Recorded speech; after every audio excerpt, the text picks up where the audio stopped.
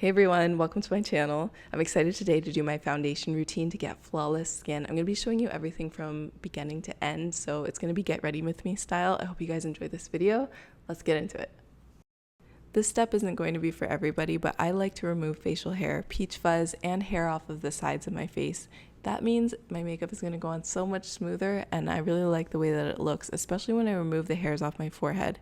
They're really fine, but they do go from my baby hair area like all the way down to my eyebrows, so I like to make sure that I remove those. Even though they're super fine, it just makes a really big difference when your foundation goes on. It lays flat and it looks really, really pretty. I'll link my tutorial below that shows you my facial hair removal routine. You guys can see step by step how I do it, whether I'm using thread or wax. It's really easy to do. Now I'm going to thread all of the invisible hairs. If you guys are still going to the salon to do this, make sure that you check that video out because it's really easy, and I like to do this like once a week at least just to make sure that my skin looks really soft and smooth. So I've been using cleanser on my skin without putting water on it first. I call it dry cleansing, and I came up with this method like half a year ago. My skin has improved so much since I stopped using water to cleanse.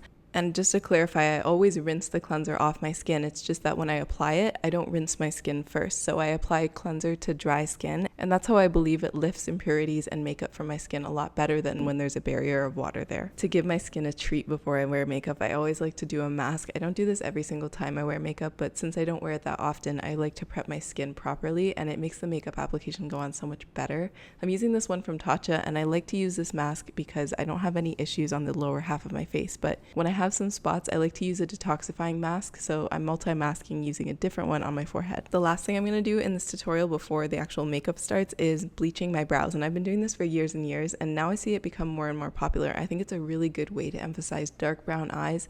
By removing kind of that extra darkness from your brows, you can emphasize the darker features on your face, like your eyes and your hair. I really, really like the fact that they don't go light brown, they don't go blonde or anything, but it does lighten up the face a little bit. I left the brow bleach on for 5 minutes and then I rinsed everything off. I'm going to use a serum and a moisturizer. I like to make sure my skin is really hydrated because it makes your foundation look a lot better. Even if I'm using a really hydrating primer, I like to layer on moisturizer because it makes a huge difference in making your makeup last but also look really fresh throughout the day.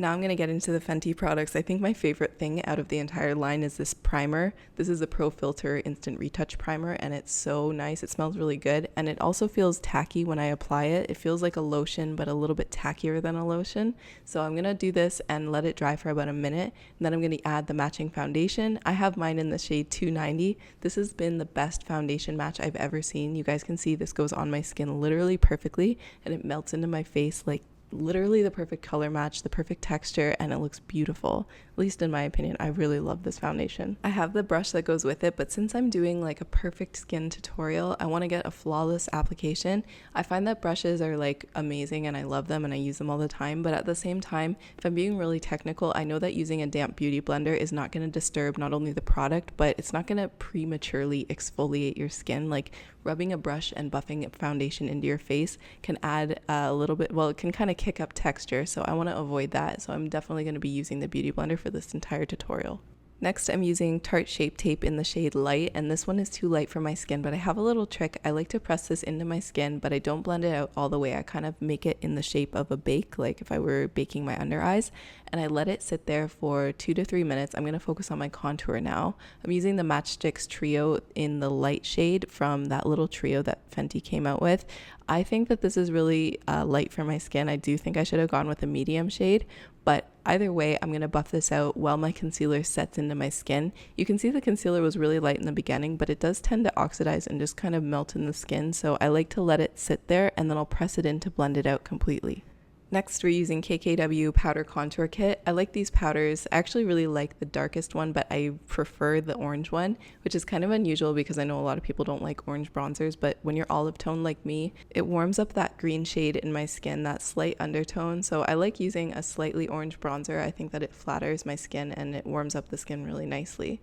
Let me know what you guys think of all these celebrities coming out with makeup lines. I feel like Kim's is really like off to a really slow start, especially with her makeup being like contour oriented, which she probably should have done years ago. But I do think that Fenty changed the game. I think she gave us a whole new standard for beauty products and she catered to everybody in terms of skin tone. So let me know what you guys think of all these brands coming out in the comments below.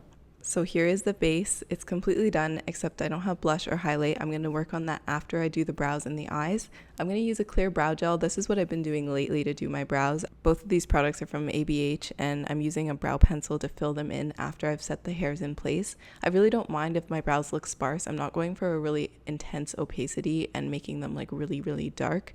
I did bleach my brows, so obviously I do like a lighter brow. I'm using a medium brown color, and I'm filling these in as sparsely as I can. I just want to make them look fuller, and I really want to emphasize an arch, but I'm not looking for them to be really, really heavy looking.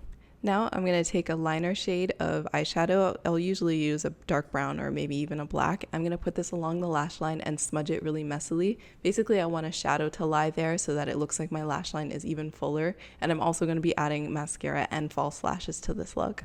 I'm using some Demi Wispies by Kiss, and I'm going to cut them to make them much smaller. I basically want these to be kind of like a cat eye lash, so I don't need them to go all the way to the inner corner. I'll make them really small and then put them from like the mid-center of my eye all the way to the outer corner.